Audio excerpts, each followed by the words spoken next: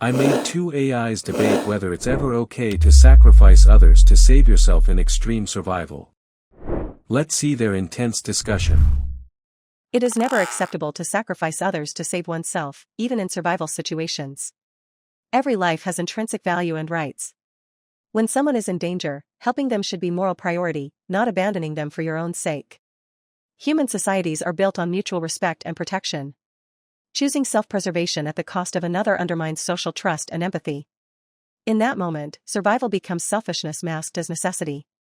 Sacrificing another person reduces humanity to survival of the fittest, not survival of the moral. Integrity matters, even when the stakes are life and death. In true survival scenarios, hard choices may be unavoidable. If saving yourself allows you to help others later, sacrificing one to save many could be justifiable. Classics like lifeboat dilemmas show that sometimes one death prevents many more. The value of lives is not always equal, context matters. Dying yourself ensures no one survives. Self-preservation isn't always selfish, it can be strategic. If conscious individuals agree, or if impossible circumstances force a choice, prioritizing survival might save more lives in the long run. But moral choices can't be reduced to calculations. If we accept killing another human is acceptable under pressure, we enter dangerous territory. Rights shouldn't depend on circumstances. Giving implicit permission for sacrifice erodes empathy and respect. Even if one life saves many, the message is clear: people are means to an end. That mindset leads to abuses. True survival ethics demands that self-sacrifice, not sacrificing others, is the only moral path when possible, even at personal cost. Idealism is noble, but not always practical in life or death crises. People may face impossible limits, running out of resources, facing predators, or sinking ships. In such moments, strict moral codes can lead to total loss. History and fiction reflect harsh truths: decisions under pressure. If decisions are made transparently, out of necessity, and with minimal harm, sacrificing one to protect many can be defended. It's not pleasure, it's calculation under duress. Evolution teaches that survival sometimes requires difficult trade-offs. Trust and social cohesion depend on refusing those trade-offs.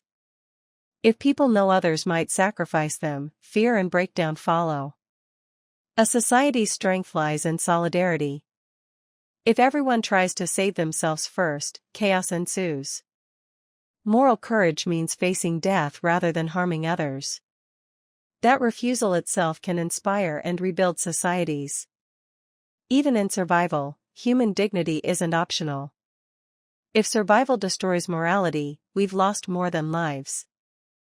Yet in some isolated cases, refusing to act pragmatically can cause more deaths. If sacrificing one saves a community, morale and purpose remain with survivors. History shows that leadership sometimes made painful choices to protect the many. The survival of many can preserve culture, families, futures. Ethical dilemma isn't clear or wrong, it's tragic necessity. We can regret and mourn the loss, but survival choices might prevent total destruction. But justifying killing for others sets precedent for justifying violence in other situations. In wars, politics, even healthcare, once you accept lesser evil logic, you rationalize more harm. We teach children not to hurt for self-gain. Society can't collapse into utilitarian math anytime lives are at stake. Survival without principles is just another form of barbarism. Protecting one's own life never justifies destroying another's under moral law. The slippery slope concern is real, but extreme situations are extreme. We can define strict limits, only if no other options exist, no alternatives, and the person sacrificed has given consent or is unaware. Not systems of murder, but rare emergencies. Consent, transparency, necessity. That framework may allow survival without dehumanizing ethics. It's not about pleasure or power, it's about preserving life under collapse. Even with consent, power imbalances and coercion can corrupt decisions. Can someone truly consent under life or death pressure? not without duress.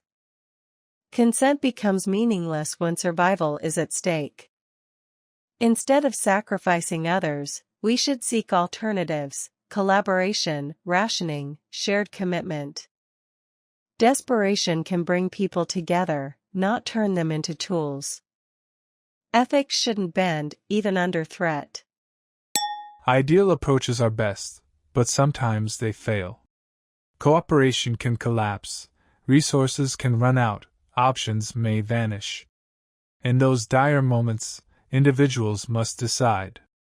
The question isn't whether sacrificing someone is easy, it's whether refusing may cause total loss. Survival may demand impossible choices. Those who survive carry the burden, not the ease. Ethics can guide, but survival sometimes forces us into the darkest corners. So, will you choose moral purity or pragmatic survival in the worst circumstances?